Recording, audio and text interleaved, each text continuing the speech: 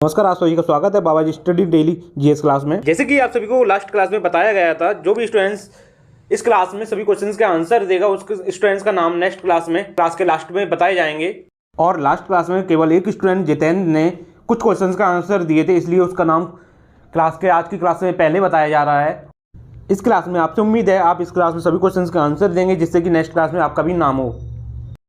आज की क्लास मुगल साम्राज्य पार्ट 1 में हम लोग मुगल साम्राज्य से कुछ महत्वपूर्ण क्वेश्चन देखेंगे, जिसे का आंसर आपको पता होगा तो अच्छी बात है, नहीं पता होगा तो आप डिटेल में उन क्वेश्चंस के आंसर को जानेंगे। इसी तरह जुड़े रहिए बाबा जी स्टडी के साथ। चलिए करते हैं आज की क्लास का पहला क्वेश्चन।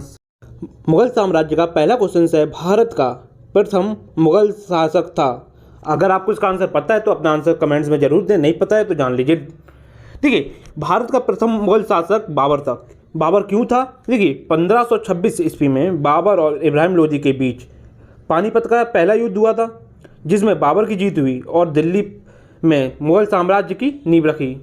ठीक है, जिसके चलते बाबर मुगल साम्राज्य का प्रथम शासक बन गया। तो हमारे मुगल साम्राज्य पार्ट 1 का पहला क्वेश्चन का आंसर है ऑप्शन सी, बाबर। आइए देखते हैं 2 नंबर क्वेश्चन। 2 नंबर क्वेश्चन है, मुगल जागीर से आप क्या समझते हैं? अगर आपको इसका आंसर पता है तो अपना आंसर कमेंट्स में जरूर दें, नहीं पता है तो जान लीजिए। देखिए, इसकी शुरुआत 13वीं शताब्दी में हुई। दिल्ली में जागीरदारी प्रथा प्रारंभिक सुल्तानों ने शुरू की, ठीक है, और मुगल साम्राज्य के काल तक जारी रहा। इसका मतलब था, जागीरदारी का मतलब इस प्रथा के अंतर्गत सरदारों को नगद वेतन न देकर जगीरें प्रदान कर दी जाती थी एवं उन्हें इन जगीरों से कर वसूलने का हक दे दिया जाता था। और आप लोग सरदार मतलब सिख भाइयों को ना समझिएगा, सरदार मतलब अफसर। तो हमारे 2 नंबर क्वेश्चन का आंसर हो जाएगा ऑप्शन सी, अफसर को भूमि राजस्व का अधिकार देना। 3 नंबर क्वेश्चन से देखिए, 3 नंबर क्वेश्चन है, ग्रांड ट्रंक रोड किस शासक के कार्यकाल में बनवाया गया था?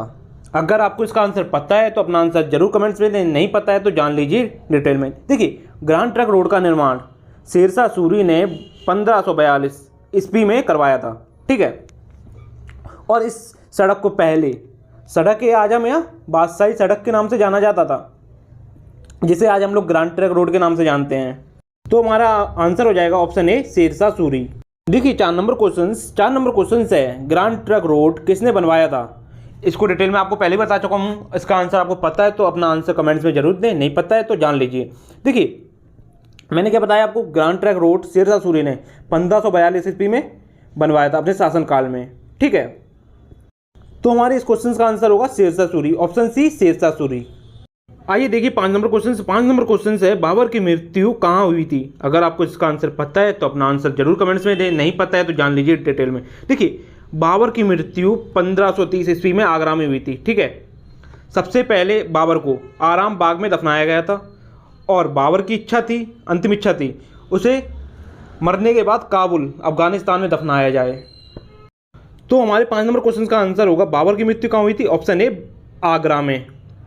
देखिए 6 नंबर क्वेश्चन है, बाबर की अपनी इच्छा से उसका शव कहाँ दफनाया गया? इसका आंसर आपको पता है तो अपना आंसर जरूर दें कमेंट्स में, नहीं पता है तो जान लीजिए। देखिए, इससे पहले वाले क्वेश्चन में मैंने आपको बताया, मुगल सम्राट बाबर की मृत्यु 1530 में हुई थी। सबसे पहले उसे आगरा के आराम बाग में दफनाया गया था, परंतु मगर बाबर की अंतिम इच्छा थी उसे काबुल में दफनाया जाए। बाबर को पुनः काबुल में बाबर बगीचा में दफनाया गया, जिसे आज हम लोग आराम बाग के नाम से जानते हैं काबुल में। तो 6 नंबर क्वेश्चन का आंसर है, बाबर को कहाँ दफनाया गया? बाबर को काबुल में दफनाया गया, ऑप्शन बी, काबुल। देखिए 7 नंबर क्वेश्चन है, किस मुगल शासक ने भारत की वनस्पतियों और प्राणी जगत के ऋतु और फलों का विशद विवरण अपनी डायरी में किया था? अगर आपको इसका आंसर पता है तो अपना आंसर जरूर कमेंट्स में दें, नहीं पता है तो जान लीजिए। देखिए, बाबर और जहांगीर ने भारत के जीव एवं वनस्पतियों का वर्णन अपनी डायरी में किया था, और बाबर ने अपनी आत्मकथा तुजो के बाबरी में किया, जबकि जहांगीर ने अपनी आत्मकथा तुजो के जहांगीर में इसका वर्णन किया था। ठीक है, तो हमारे 7 नंबर क्वेश्चन का आंसर होगा ऑप्शन सी, बाबर। देखिए 8 नंबर क्वेश्चन, बाबर के बाद मुगल साम्राज्य का शासक कौन था? अगर आपको इसका आंसर पता है तो अपना आंसर जरूर कमेंट्स में दें। अच्छा क्वेश्चन है, एसएससी CHSL 2012 में क्वेश्चन आया है, नहीं पता है तो जान लीजिए। देखिए, बाबर की मृत्यु 1530 में होने के उपरांत हुमायूं शासक बना। ठीक है।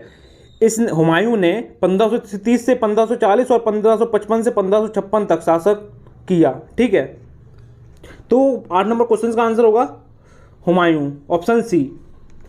देखिए 9 नंबर क्वेश्चन है, शेरशाह सूरी ने हुमायूं को हराकर किस युद्ध में गोंड पर कब्जा किया। अगर आपको इसका आंसर पता है तो अपना आंसर जरूर दे कमेंट्स में, नहीं पता है तो जान लीजिए। देखिए शेरशाह सूरी ने हुमायूं को चौसा के युद्ध 1539 में हराकर गोंड पर कब्जा किया था। तो इसका आंसर होगा 9 नंबर क्वेश्चन का आंसर होगा ऑप्शन बी, चौसा का युद्ध, चौसा 1539। देखिए 10 नंबर क्वेश्चन है, किस युद्ध में हुमायूं हारने के बाद भागकर भारत से बाहर चला गया था। अगर आपको इसका आंसर पता है तो अपना आंसर जरूर कमेंट्स में दें, नहीं पता है तो जान लीजिए। देखिए कन्नौज का युद्ध या बीलग्राम का युद्ध। 1540 का ये युद्ध शेरशाह सूरी और हुमायूं के बीच हुआ था। इस युद्ध में हुमायूं की हार के उपरांत हुमायूं ने भारत छोड़ दिया था। भारत छोड़ने के बाद अफगानिस्तान चला गया था हुमायूं, तथा दिल्ली पर शेरशाह सूरी का आधिपत्य हो गया था। मगर हुमायूं ने 1556 ईस्वी में दिल्ली की सत्ता को दोबारा प्राप्त कर लिया था। तो हमारे 10 नंबर क्वेश्चन का आंसर होगा ऑप्शन डी, कन्नौज का युद्ध। देखिए 11 नंबर क्वेश्चन है, हुमायूं नामा की रचना किसने की। अगर आपको इसका आंसर पता है तो अपना आंसर जरूर दें कमेंट्स में, नहीं पता है तो जान लीजिए।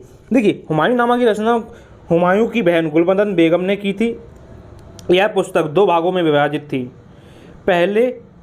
पहले भाग में बाबर का इतिहास और दूसरे भाग में हुमायूं की जीवनी एवं शासनकाल का उल्लेख था। इस पुस्तक में हुमायूं को बहुत अच्छा और विनम्र इंसान बताया गया है। ठीक है, तो हमारे 11 नंबर क्वेश्चन का आंसर होगा ऑप्शन डी, गुलबदन बेगम। 11 नंबर क्वेश्चन के साथ मुगल साम्राज्य का पहला पार्ट समाप्त होता है।